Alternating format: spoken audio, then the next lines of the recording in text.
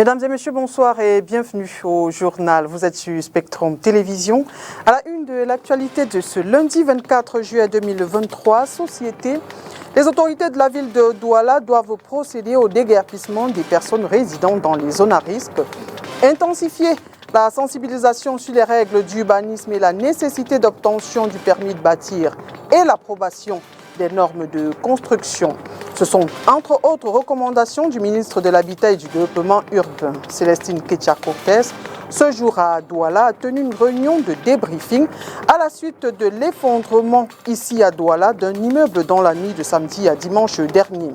Un drame dont le bilan provisoire fait état de 54 victimes, parmi lesquelles 33 décédés et 21 blessés. Des mesures sécuritaires ont été prises pour la protection de tous ceux qui se déplaceront pour les obsèques du chairman du Social Democratic Front. Assurance est du premier vice-président du SDF lorsqu'on a vu partir en fumée le 14 juillet dernier une partie du domicile de Ni John Fundi de regrettée mémoire. L'honorable Joshua aussi a donné une conférence de presse ce jour à Yaoundé.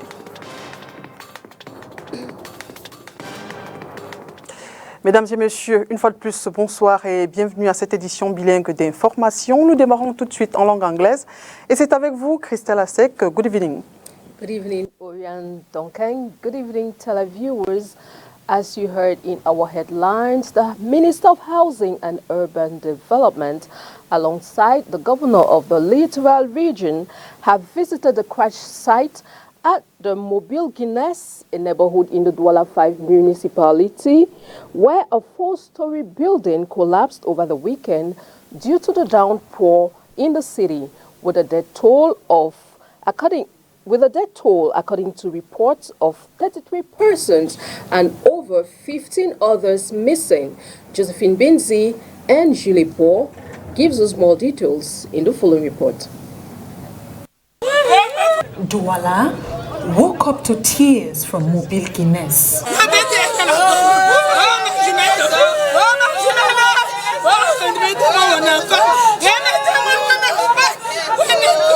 The Minister of Housing and Urban Development, the Littoral Governor, and other officials have in the early hours of this morning visited the crash site to assess the damage so far.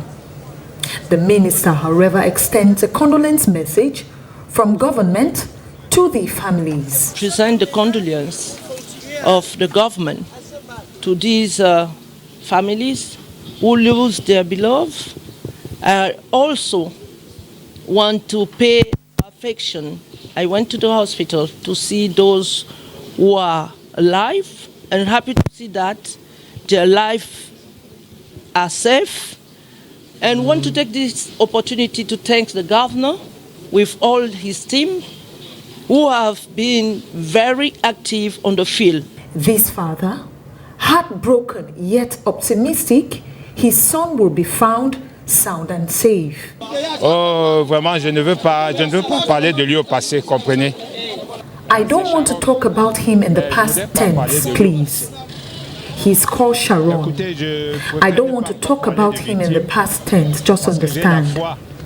I don't want to talk about the victims because I have faith that my child and his friends can survive. This is hard to say a word now. Donc, c'est difficile de m'exprimer maintenant. The minister has, through this incident, pressed on several modalities in the construction domain. Happened in the night. Mainly in the night, it's not easy to walk. It's not easy to act. But they did their best, and I'm happy to see that things are stabilized. And I really want to call the local authorities, now that the decentralization is on track in Cameroon, they should make sure that every building should have the construction permit. The death toll from the crash site, according to an official report, stands at 33. The delegation of government officials visited the Lakentini Hospital to assess the health improvement of the survivors. Families are yet to recover from the shocking event that has sent shockwaves down the spine of the entire country. Obsèque du chairman du Social Democratic Front, la mise en bière aura lieu ce 27 juillet 2023 à l'hôpital général de Yaoundé et l'inhumation le 29 juillet à Baba 2, c'est dans le nord-ouest. Au cours de la conférence de presse ce jour à Yaoundé, le premier vice-président du SDF a rassuré que toutes les dispositions sont prises pour assurer le déplacement pour Baba 2. Inès Pangan. Les obsèques du chairman du Social Democratic Front auront bel et bien lieu ce 29 juillet 2023 à Baba 2, dans le département de Santa, région du Nord-Ouest. Le premier vice-président du parti politique de l'opposition rassure, malgré l'incendie d'une partie du domicile de Ni John Fundi dans son village, le 14 juillet dernier, des mesures sécuritaires sont prises pour veiller à la protection de tous ceux qui feront le déplacement. Des cérémonies organisées sans aucun appui de l'État jusqu'à ce jour. Le programme prévoit une première halte ce 27 juillet 2023 à 16h à l'hôpital général de Yaoundé. Il y aura la levée de corps du feu chairman Ni John Fundi à la morgue de l'hôpital général de Yaoundé. Et à 18h, s'en suivra à 18h un culte écuménique au Palais des Sports où vous êtes tous conviés pour toute la population de Yaoundé.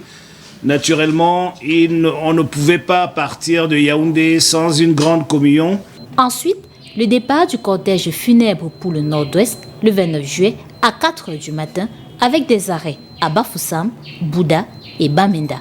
Bamenda Grand Stand où on aura un meeting du parti.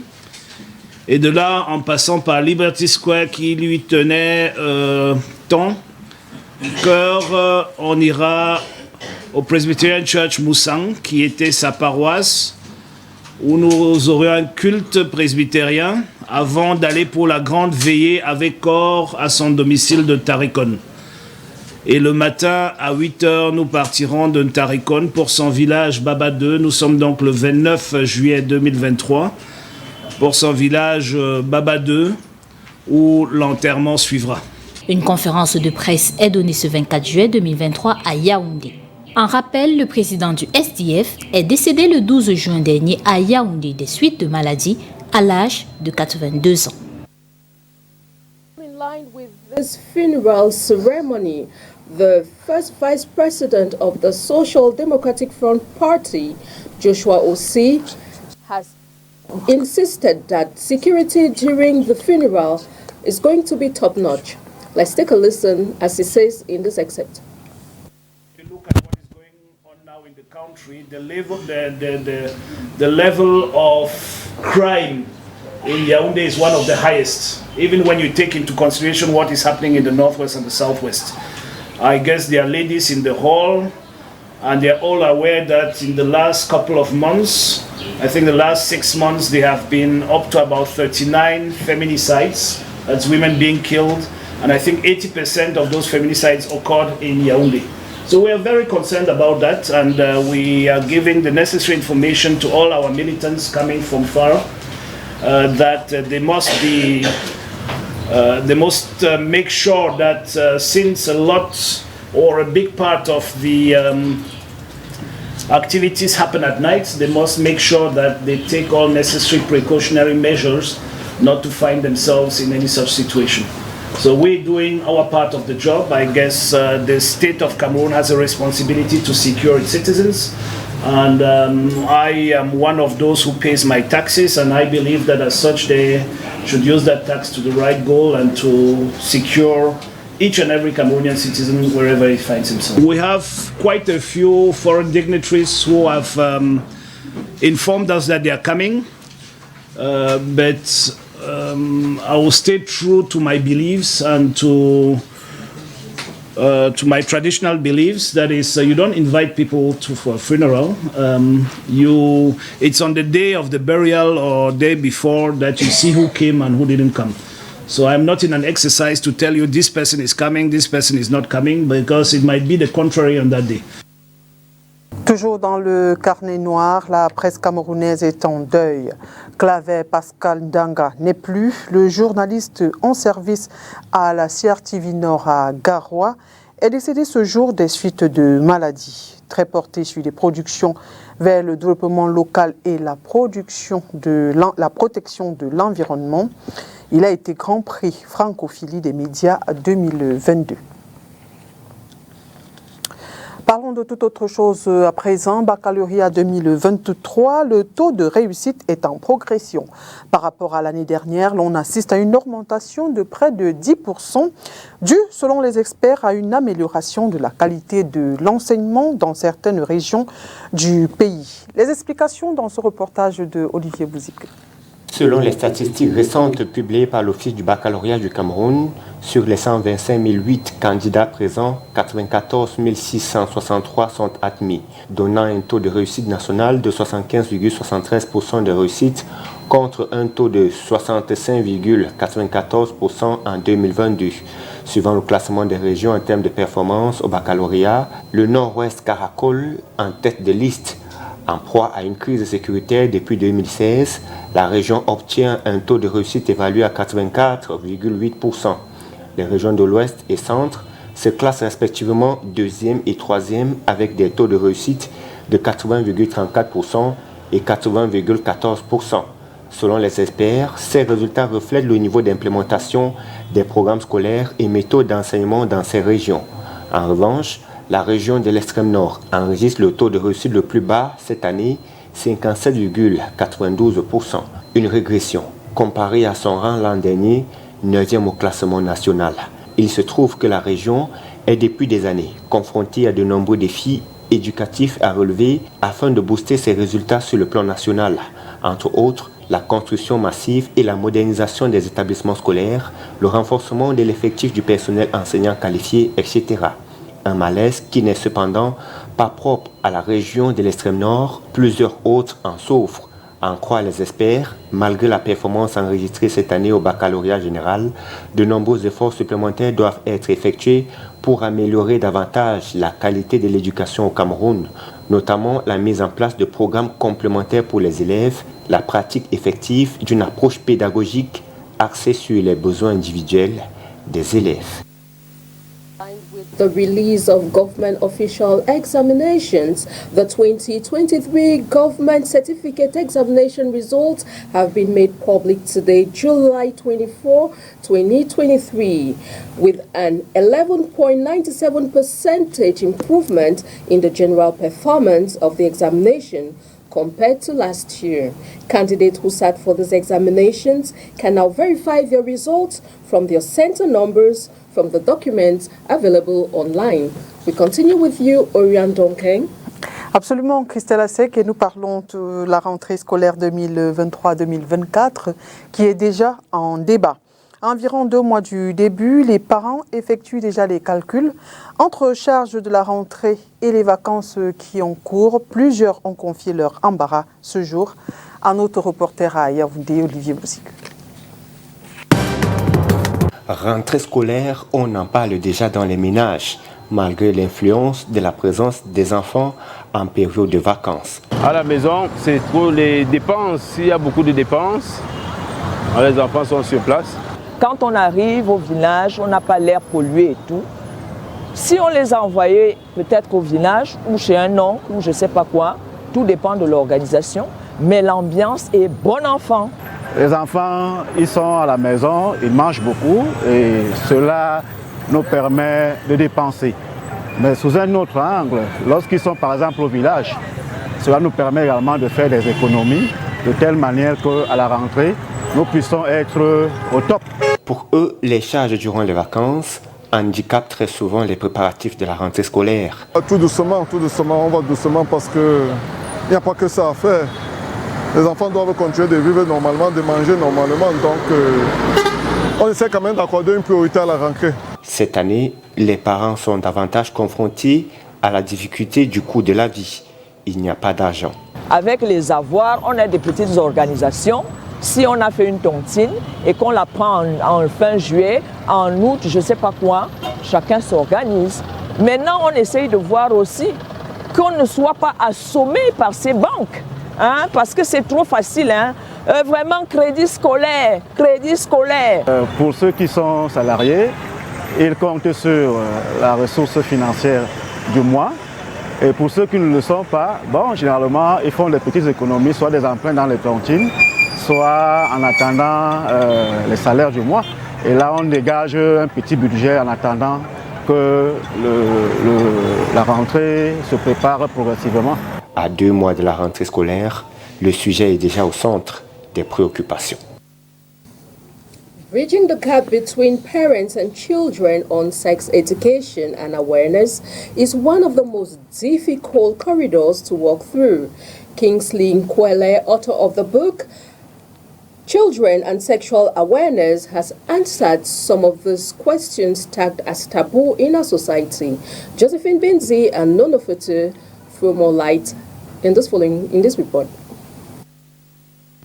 In a fine piece of literary art, no conversation between a parent and a child is considered a taboo, given our societal context, says author Kingsley Nkwele in his book titled Children and Sex, Building a Strong Spiritual Personality. Preface of the book that no soul should perish. And I realized that what is killing us a lot as Christians or as people of God here in the world is because we are defiling our body, and the word of God makes us to understand that defiling your body is sin. We have many ways to defile our body, but the worst of all of them is sexual sin. And so that is where I came out and I started working on the book. From conception to finish, it was imperative to put the necessary elements to meet the target audience. At about August 2022. So I had made myself that I would make 6 months to complete the book. But due to some difficulties, the book was actually completed in April. And from April now we started working on the edition and how to program the publishing of the book. Certain recommendations and modalities were made in the literary art, sold at 3,000 francs. That involves everybody. It involves the children, it involves the parents, it involves everybody, it involves the church, it involves the government. Because if you go inside the book, I've enumerated certain recommendations to the government. The book launch was also a platform to direct questions to the author on how to raise the morality bar in Cameroon's context, thwarted by Western culture. Kingsley Nkwele Ewane hopes that children will find the right path to deal with societal pressure and parents play their roles accordingly as in the time of old. The book was launched on Saturday, July 22 in Presbyterian Church, Bonamoussadi.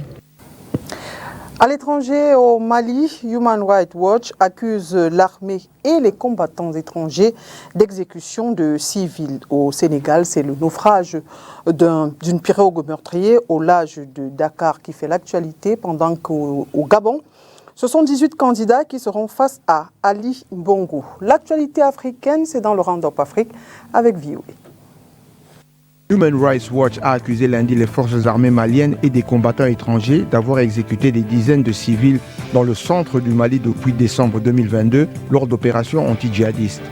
Le gouvernement malien a indiqué qu'elle n'était au courant d'aucune violation des droits de l'homme, mais annonce l'ouverture d'une enquête contre X. Au Sénégal, au moins 14 corps sans vie ont été retrouvés après qu'une pirogue a chaviré dans la nuit de dimanche à ce matin au large de Dakar, indique Samba Kanji, maire adjoint du quartier de Wakam, et une source de la gendarmerie. Le Centre gabonais des élections a publié ce lundi une liste de 19 candidats à la présidentielle qui aura lieu fin août. Hormis le chef de l'État sortant, Ali Bongo Ondimba, à la tête du PDG, on trouve d'importantes figures de l'opposition comme Alexandre Barrault Chambrier, surnommé ABC, RPM et Paulette Missambo de l'UN. Au Soudan, l'armée annonce que 9 personnes, dont 4 soldats, sont mortes hier soir dans le crash d'un avion civil à Port-Soudan, le seul aéroport en fonctionnement du pays sur la côte Est épargné par la guerre sanglante qui fait rage depuis plus de 3 mois entre l'armée et les paramilitaires.